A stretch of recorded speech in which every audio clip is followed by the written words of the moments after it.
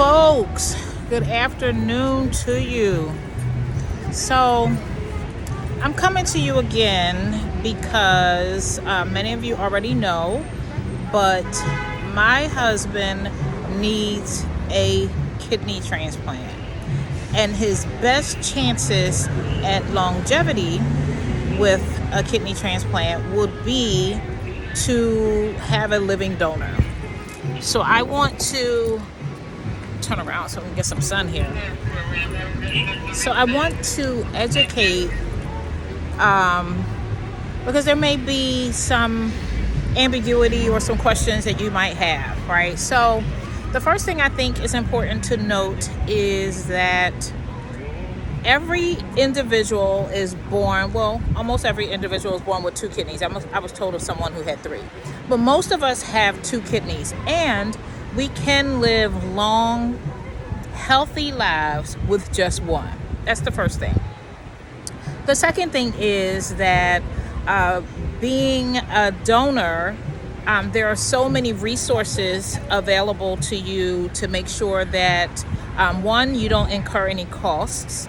So my husband's insurance would cover the cost for that, right? And so that's the first thing. The second thing is the Kidney Foundation, they also have grants and things. So if you miss some time from work and you don't want to dig into your sick time, or your disability is not one to cover you fully, there's a possibility that you could be eligible for one of those grants as well. Three, if you lose a loved one suddenly, sometimes there's brain issues or drug addiction or accidental overdose, those kinds of things, they are often great candidates for kidney donation.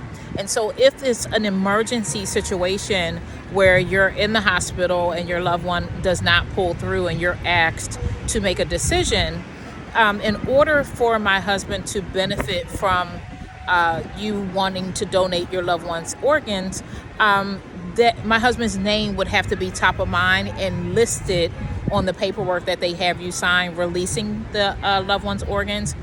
Because if you don't list his name, they will just go to the gift of life, and they would go according to the deceased donor list, which my husband is on. You have to be on the deceased donor list in order to qualify. So if that was the case, my husband's name is Michael Bonds, B as in boy, O-N-D-S, and he is in Philadelphia. He's listed on the donor list in Philadelphia.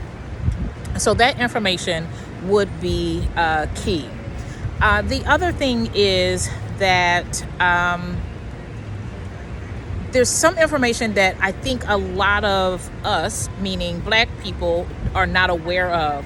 And so there are different ways and different numbers that are used to count your kidney function, right? And the main one is a GFR. And so my findings have revealed that the GFR they have a separate rating, a GFR for a Black person versus a GFR for a white person. And what happens is, once your GFR falls below 20, you are then a candidate to begin the process to get worked up to be placed on the transplant list. And that is a very in-depth process. And so you can't start that process unless your numbers have fallen below 20. And traditionally, your nephrologist would then recommend you to a transplant center to begin that process. What's happening is Black people are not being given the referral at 20 when their GFR hits 20. For example, my husband did not start his process until his GFR was at 8. And so what that means is there's a 5 to 7 year process or time frame in between 20 and 10 or 20 and 15. And so there was time missed. However, I did inquire, and the transplant hospital, and I inquired with his nephrologist to make sure that he sent the information over to the transplant center. And what they did was they backdated his transplant accrued time date, right? And so while he was just placed on the transplant list this year, they backdated it to February of 2019, which is huge. So please, please, please, if you too, or if someone you know and love is in need of a kidney transplant and they are on the transplant list, please make sure that they're accurately listed and they receive their backdated accrued time, okay?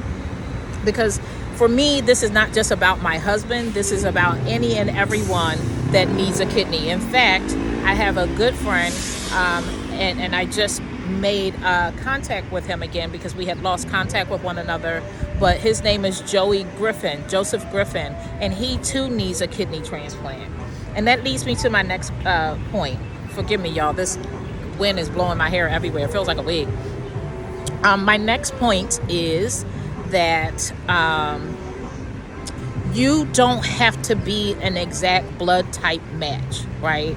So while the person who gives to my husband has to be a blood type and tissue match, you don't have to be a match if you want to donate to my husband. Let me tell you how that works. There's called a swap program. You might hear the word swap or voucher program. So someone could donate a kidney on his behalf and they not be, or they could want to donate on his behalf, right? So they'll go through the process, they'll get worked up, and it'll be determined whether they're healthy enough. And by the way, the workup that's done to see if you're eligible to be a donor is so in depth that it's huge for making sure you're just healthy, right?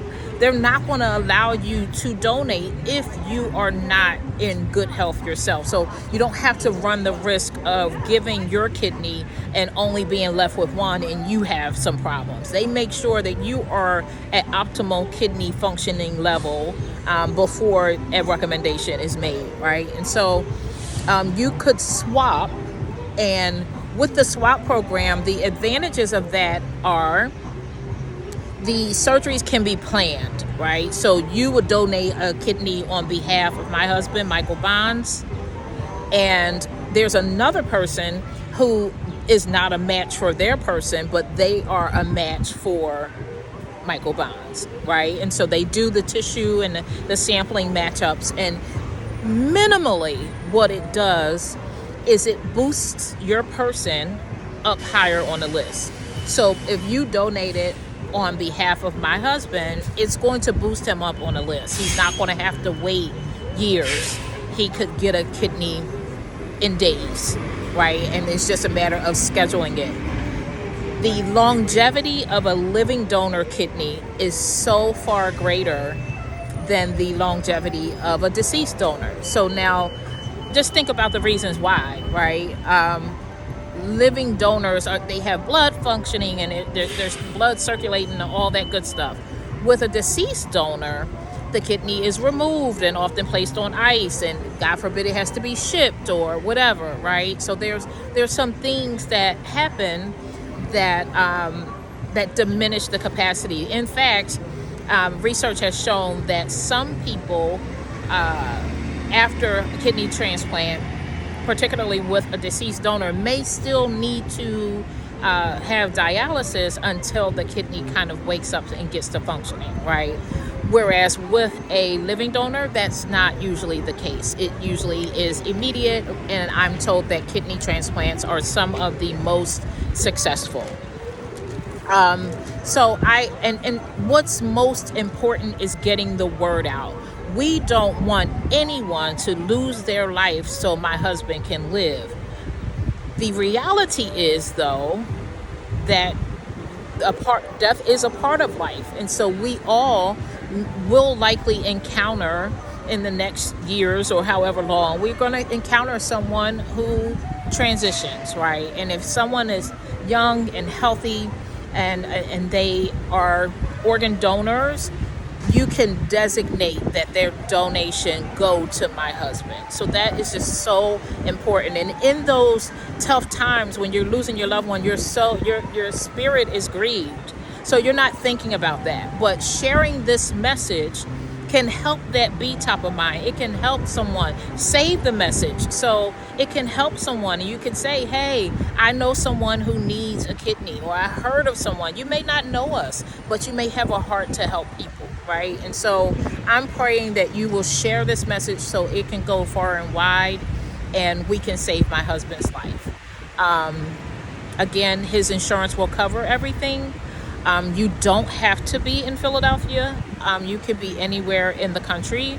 And even if you're afraid to fly, they can make arrangements, right? And so, arrangements for lodging and all that kind of stuff. There are resources to take in account for that. So, in fact, we're getting ready to travel to list on a transplant list in the Midwest.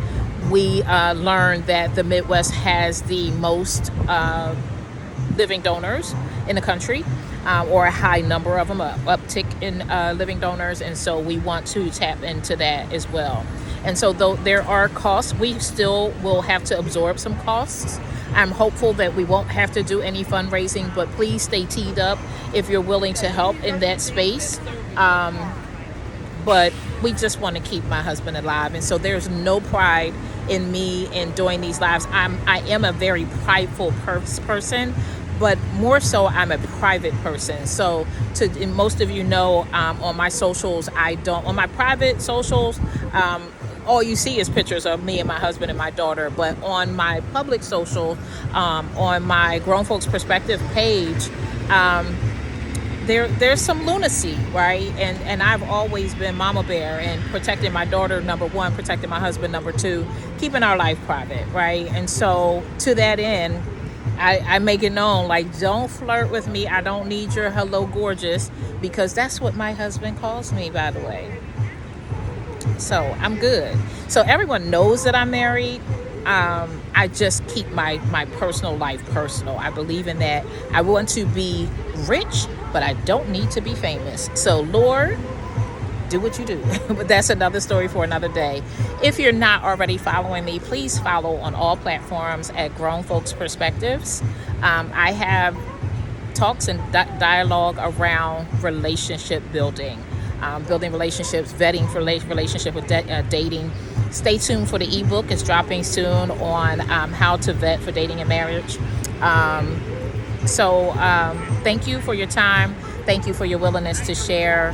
Let's save a life together. If you know someone that always wanted to donate, like me, I always wanted to be a bone marrow donor, but I was told that I can't do that. So for my own health reasons. And so it's tough, right? I want nothing more than to lay there and be the one that gives my husband my kidney, but I'm not able to do that, right? And so if you are a person that just believes in the gift of life, we would be most grateful and most appreciative if you would consider. Thank you so much for your time. Create a wonderful day. And please be kind to someone, because you may never know, now more than ever, you may never know what someone is going through. Create a wonderful day. Peace.